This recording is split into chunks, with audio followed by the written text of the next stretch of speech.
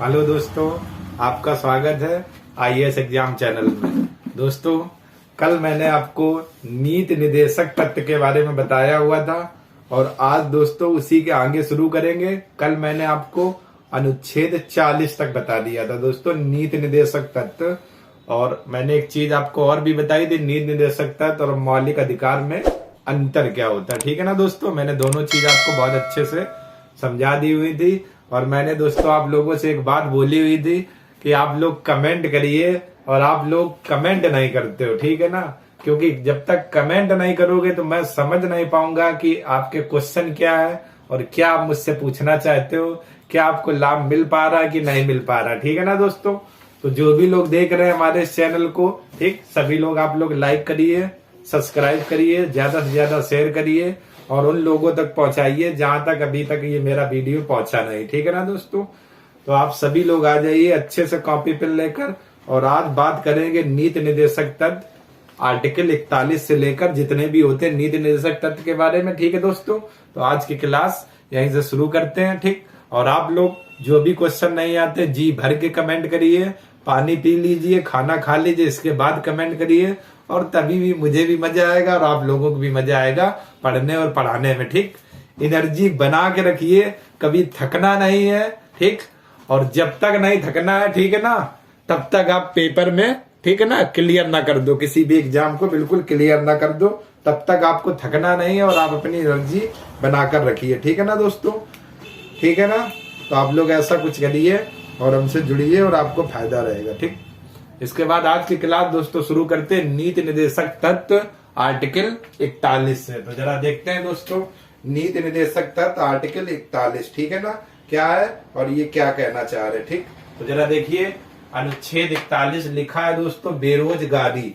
ठीक, और इसका मतलब आप लोग बहुत अच्छे से जानते होंगे क्योंकि आप लोग पढ़ने वाले हो और बेरोजगारी को बहुत अच्छे से आप लोग समझ रहे होंगे। ठीक है ना, और हम आपको पढ़ाने वाले हैं। ठीक, बुढ़ापा ये भी आप लोग बहुत अच्छे से जानते होंगे, बीमारी और विकलांग के मामले में कार्य करने।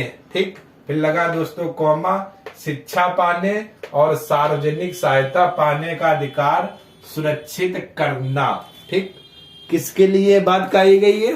राज्य के लिए दोस्तों ये कहा गया कि राज्य ऐसा करेगा। ठीक है ना, जो नीति निर्देशक तत्व है ये राज्य को दिए गए निर्देश है। क्या?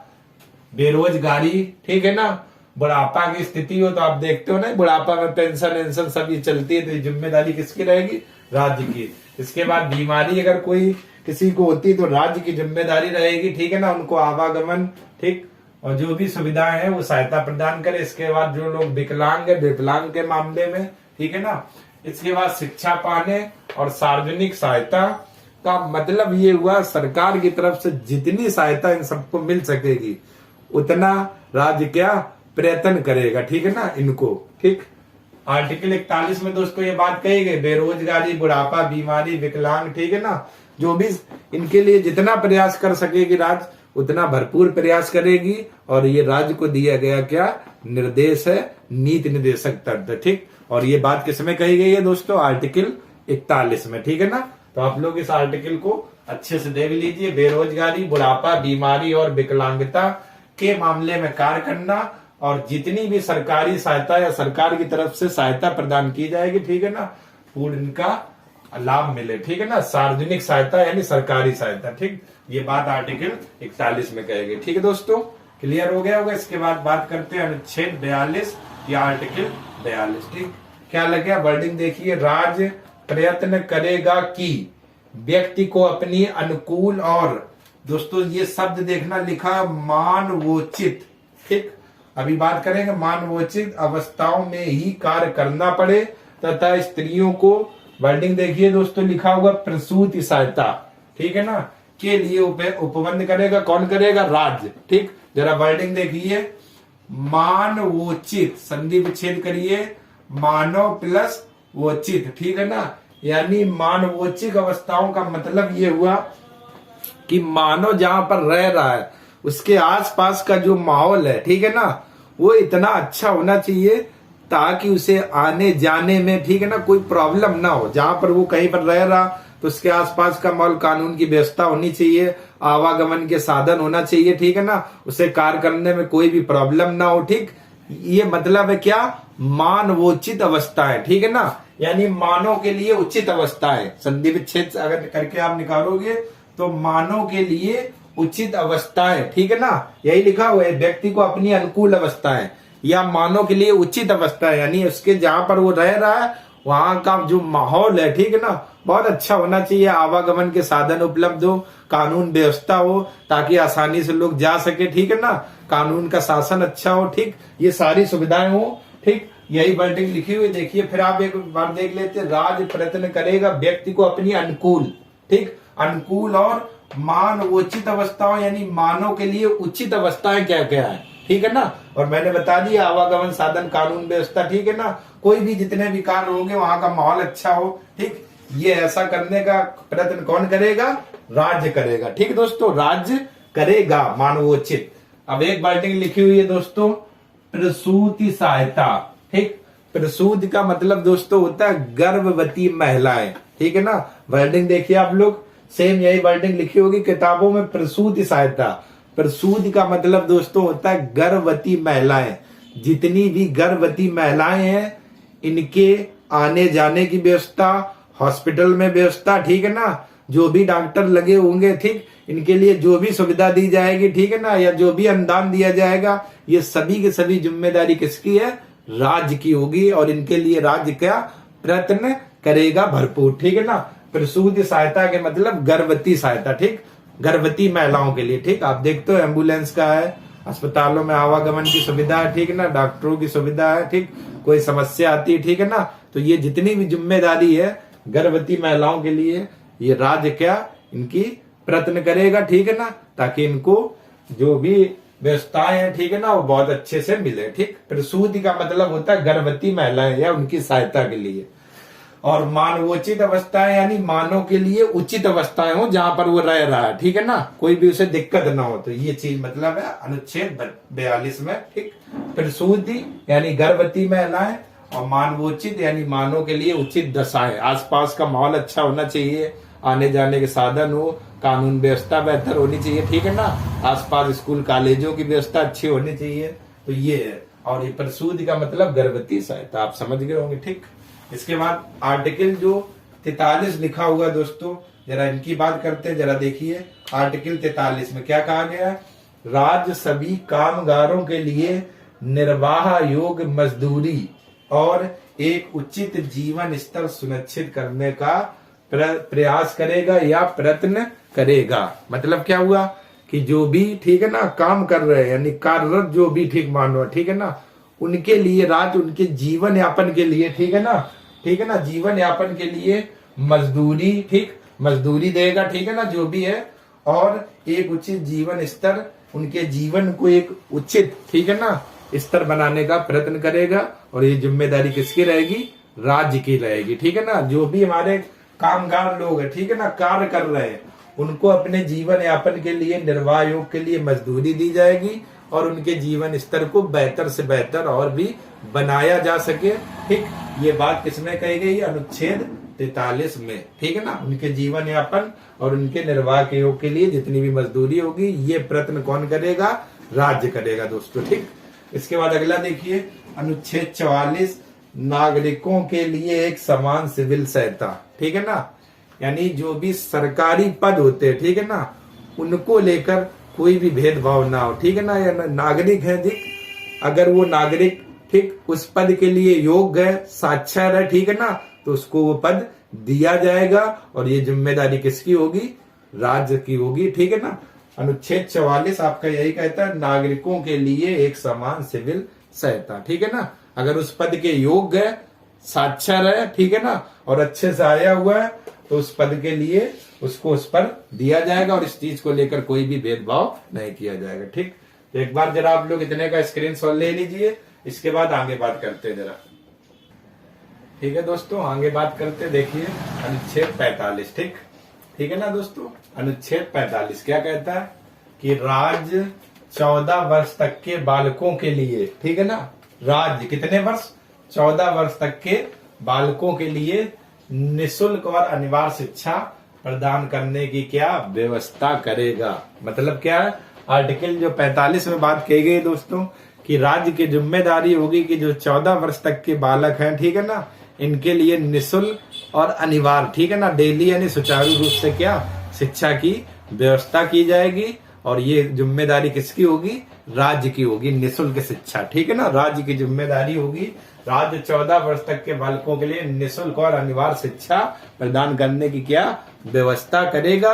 और ये जिम्मेदारी भी राज्य की होगी, राज्य को ऐसा निर्देश दिया गया नीति निर्देशक तत्व में, ठीक है ना। आसान है दोस्तों, इसमें कोई भी वो मतलब ऐसा कोई टप नहीं, सीधे सीधे है कि राज्य 14 वर्ष तक के बालकों के लिए निःशुल्क और अनिवार्य शिक्षा प्रदान करने की व्यवस्था करेगा। ठीक, इसके बाद अनुच्छेद 46 में दोस्तों बात करें तो जरा देखिएगा, राज्य समाज के कमजोर वर्गों मतलब एससी, अनुसूचित जाति व अनुसूचित जनजाति, कमजोर के वर्गों और अन्य कमजोर वर्गों के शैक्षिक और आर्थिक हितों को बढ़ावा देगा। यानी समाज में, ठीक है ना, जो कमजोर वर्ग के लोग हैं, ठीक है ना, इनके लिए कार्य किया जाएगा, इनके लिए शिक्षा की व्यवस्था की जाएगी, इनके लिए बिजली की व्यवस्था की जाएगी, इनके लिए आवास की व्यवस्था की जाएगी, इनके लिए पानी, और समाज में इनको ऊपर उठाने की व्यवस्था की जाएगी। और ये जिम्मेदारी किसकी होगी, राज्य की होगी। राज्य के लिए ऐसा कहा गया, राज्य प्रयत्न करेगा, यानी कमजोर वर्ग, ठीक, SC ST के लोग हैं या जो उससे भी और भी नीचे लोग हैं,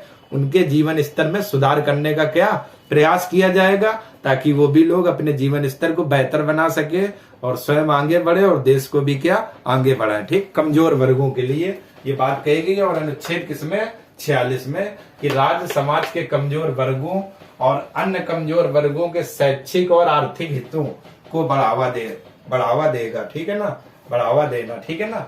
ये मतलब बात कहेगी कि समाज में जितने भी कमजोर वर्ग के लोग हैं, यानी SC व ST है, उससे भी जो नीचे वर्ग के लोग हैं, इनके जीवन स्तर को सुधारना है, ठीक है ना, ऊपर उठाना है। ठीक, और ये प्रयत्न कौन करेगा, राज्य करेगा, ठीक है ना दोस्तों, राज्य करेगा। ठीक, इसके बाद अनुच्छेद 47 की बात करें तो लिखा हुआ है, पोषाहार स्तर और जीवन स्तर को ऊंचा करने तथा ठीक है ना, यानी कि जीवन स्तर को ऊंचा करने, वर्डिंग देखिए, तथा लोक स्वास्थ्य में सुधार करने का राज्य का कर्तव्य। ठीक, लोक स्वास्थ्य में सुधार कैसे होगा, गांजा बंद हो जाए, अफीम बंद हो जाए, चरस बंद हो जाए, शराब बंद हो जाए, सिगरेट बंद हो जाए, ठीक है ना, बीड़ी बंद हो जाए, या जितने भी नशीली चीजें हैं इन सभी को बंद कर दिया जाए, ठीक है ना, तभी लोगों के लोक स्वास्थ्य में क्या होगा, सुधार होगा, और तभी इनका जो जीवन स्तर होगा क्या होगा,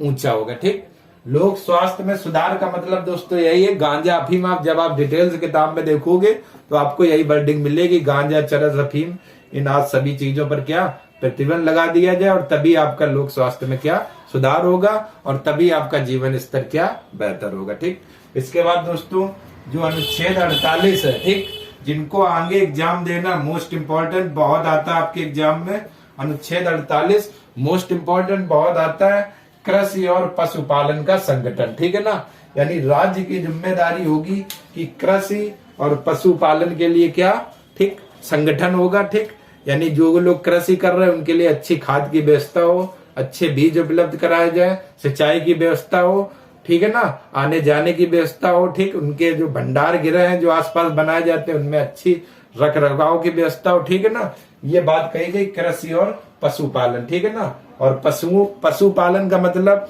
जैसे गौ हत्या होती है ना, ठीक, जिनकी भैंस है, जो भी बकरी, इनकी हत्याएं की जाती है, इनको रोका जाए। ठीक, ये जिम्मेदारी किसकी होगी, राज्य की होगी, ठीक है ना, इनके लिए कार्य किया जाए। और ये बात किसमें कही गई, 48 में, अनुच्छेद 48 में कहा गया है कृषि और पशुपालन का संगठन, यानी कृषि के लिए कार्य करना होगा और पशुपालन के लिए राज्य को कार्य करना होगा, और इनकी व्यवस्था को क्या रोका जाएगा। ठीक, गौ हत्या होती तो रोका जाएगा। ठीक, ये राज्य को निर्देश दिए गए और राज्य की क्या जिम्मेदारी होगी, ठीक है ना दोस्तों, समझ गए ना आप। जिसमें से ध्यान रखना दोस्तों, अनुच्छेद 48 मोस्ट इम्पोर्टेंट, मैं बार बार कह रहा हूँ मोस्ट इम्पोर्टेंट, और ये बहुत आता है आपका, ठीक है ना, जो PCS का एग्जाम होता है लोअर, ठीक है ना, RO यार, उनमें ये आर्टिकल, ठीक, 48 और कल दोस्तों मैंने आपको एक आर्टिकल बताया था 40 जिसमें ग्राम पंचायत का क्या गठन था। ये दो बहुत आते एग्जाम में, ठीक है ना। तो आप लोग विशेष ध्यान रखना।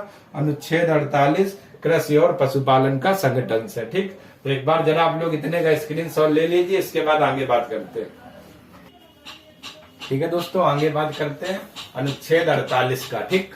अब दोस्तों आप लोग जरा ध्यान से देखिए, जो भी लोग क्लास को देख रहे हैं, अगर 2021 का पीसीएस का पेपर दिया होगा, ठीक, तो ध्यान से आप लोग देखना। पीसीएस का अगर पेपर दिया होगा तो अनुच्छेद 50 और अनुच्छेद 51, ठीक है ना, और अनुच्छेद 48 का, ठीक, ये तीन आपके मैचिंग के लिए आए थे। निम्नलिखित में से कौन सा सत्य है या कौन सा गलत है, ऐसे पूछा गया था। 21 का अगर पेपर दिया होगा पीसीएस वालों तो आप सबको पता होगा, ठीक है ना।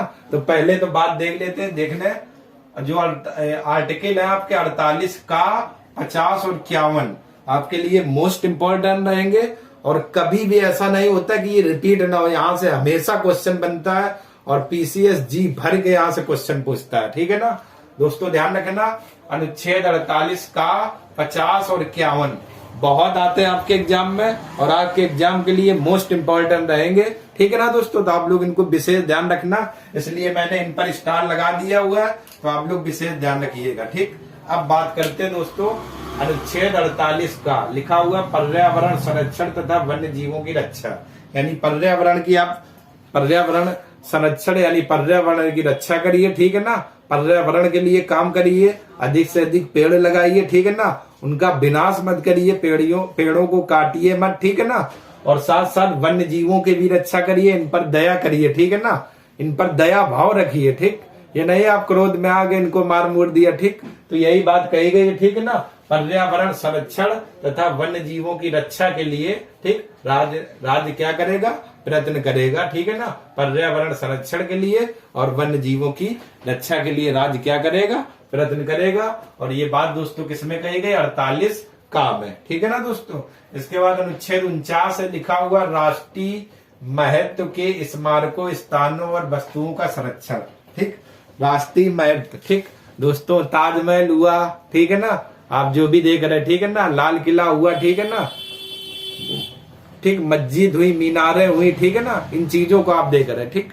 तो इन जो राष्ट्रीय महत्व के स्मारक और स्थान है, ठीक, इनके संरक्षण के लिए, ठीक है ना, इनके रक्षा के लिए, इनकी जिम्मेदारी के लिए, ठीक है ना, ये कार्य कौन करेगा, राज्य करेगा।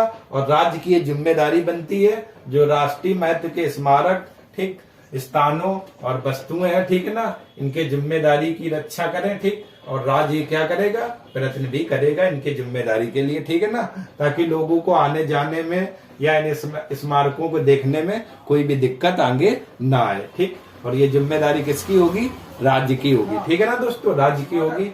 और अनुच्छेद 50 मोस्ट इंपॉर्टेंट बहुत आता है, लिखा हुआ है कार्यपालिका से न्यायपालिका का पृथक्करण। मतलब क्या हुआ दोस्तों, वर्डिंग देखिए, कार्यपालिका से न्यायपालिका का पृथक्करण मतलब इससे पहले कार्यपालिका और न्यायपालिका एक ही हुआ करती थी, ठीक। ऐसे आप समझिए, ठीक, जैसे दरोगा ने किसी व्यक्ति को गिरफ्तार किया, यानी पकड़ने वाला भी वही है और सजा देने वाला भी वही है और कानून लगाने वाला भी वही है, ठीक है ना।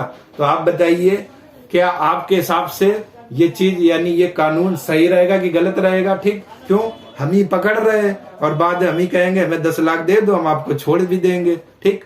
तो ये था जब पहले कार्यपालिका और न्यायपालिका एक ही हुआ करती थी, ठीक है ना, यानी पकड़ने वाला भी व्यक्ति वही, ठीक, सजा देने वाला भी वही। तो इस तरीके से इस व्यवस्था में थोड़ी बहुत सारी प्रॉब्लम आती थी, जिस कारण से बाद में कार्यपालिका को, ठीक है ना, किससे अलग कर दिया, न्यायपालिका, ठीक है ना। कार्यपालिका से न्यायपालिका का क्या हो गया, पृथक्करण यानी अलग कर दिया गया, ठीक है ना। अब कार्यपालिका अपना काम करेगी और न्यायपालिका अपना काम करेगी, ठीक है ना। इस कारण से अगर एक ही होंगे तो पकड़ने वाले भी हम ही है, छोड़ने वाले भी हम ही है, तो अपने हिसाब से मनमानी करेंगे ना। इस कारण से कार्यपालिका से न्यायपालिका का क्या पृथक्करण कर दिया गया, यानी कि अलग कर दिया गया, ठीक है ना। और ये बांट के अनुच्छेद किसमें कहा गया, आर्टिकल अनुच्छेद 50 में दोस्तों बात कही गई है कि कार्यपालिका से न्यायपालिका का क्या पृथक्करण किया जा सके, ठीक है ना।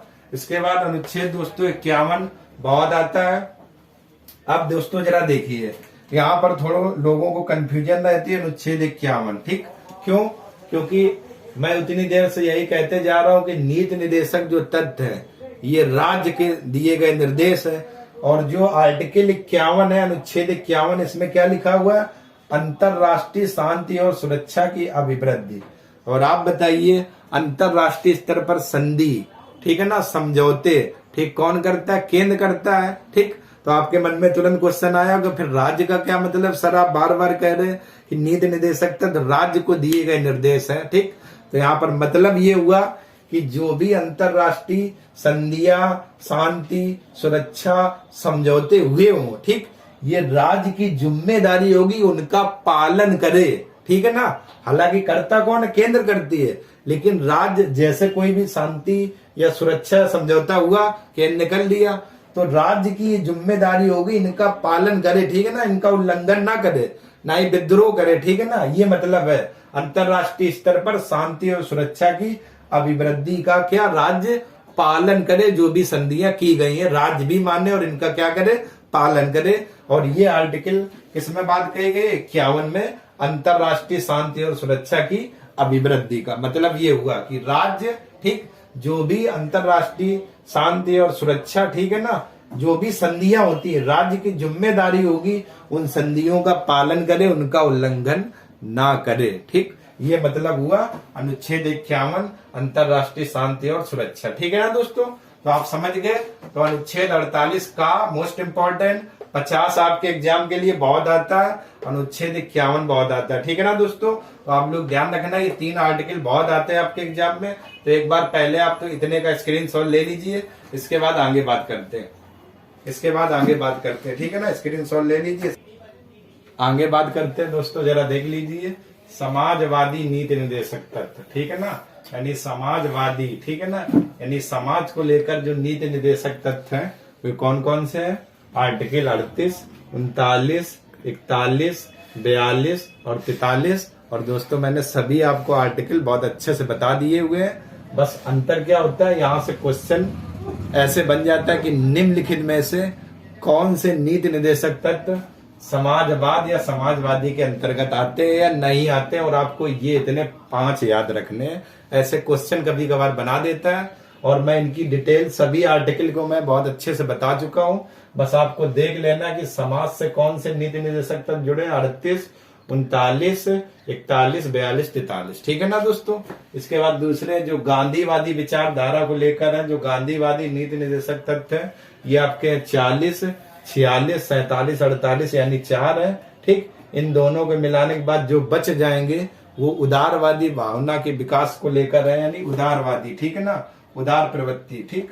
तो उदारवादी नीति निदेशक तत्व कहां से? 44, 45 और आखिरी के तीनों यानी 49, 50 और 51। क्यों दोस्तों? यहाँ से कभी कभार क्वेश्चन बन जाता है कि निम्नलिखित में से कौन उदारवादी नीति निदेशक तत्व है, और आपको ऑप्शन दिए होंगे, आपको पहचानना होगा, ठीक है ना दोस्तों।